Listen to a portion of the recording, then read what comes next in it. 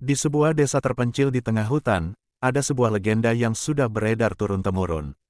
Legenda itu bercerita tentang seorang makhluk api yang bernama Banaspati. Dikatakan bahwa Banaspati adalah roh yang terperangkap dalam api, yang mencari balas dendam atas kematian tragisnya ratusan tahun lalu.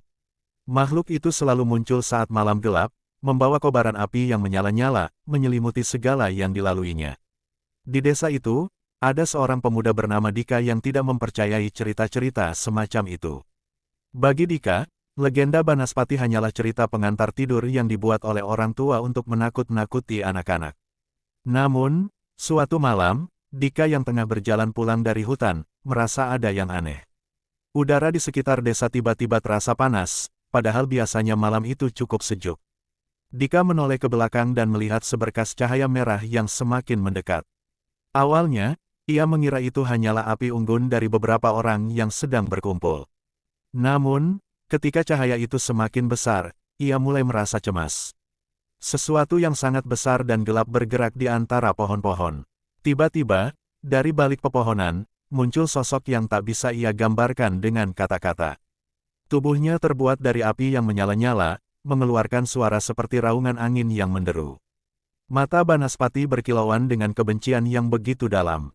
Tanpa bisa mengendalikan dirinya, Dika berlari, mencoba melarikan diri dari makhluk itu. Namun, langkahnya terasa berat. Seperti ada sesuatu yang mengikat tubuhnya, memaksanya untuk tetap berada di tempat. Banaspati mendekat, menciptakan angin panas yang menyengat kulitnya. Dika bisa merasakan panas yang luar biasa, seperti tubuhnya terbakar, meskipun ia tidak terbakar oleh api itu sendiri. Suara jeritan dalam angin itu semakin keras, dan Dika bisa merasakan sakit di dadanya, seolah jiwanya ditarik oleh makhluk tersebut.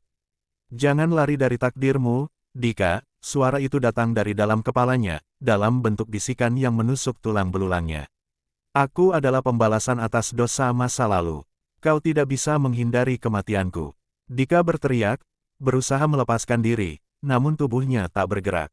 Api itu mulai menyelimuti dirinya, namun entah kenapa, ia merasa dingin. Kegelapan mengelilinginya, dan ia merasakan ada yang sangat salah.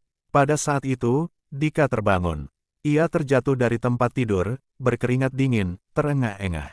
Namun, ada yang berbeda. Di luar jendela kamarnya, ia melihat cahaya merah yang menyala-nyala, menari-nari di udara malam. Dika berlari keluar rumah, dan ia melihat api yang sama, mengarah ke pusat desa. Ia berlari menuju tempat itu dengan langkah-langkah panik.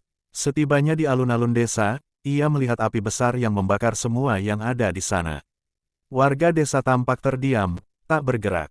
Mereka tidak tampak terbakar, tapi wajah mereka kosong, seolah-olah jiwa mereka telah diambil oleh api yang membakar itu. Dika akhirnya mengetahui kebenarannya. Banaspati bukanlah makhluk yang hanya muncul dalam mimpi.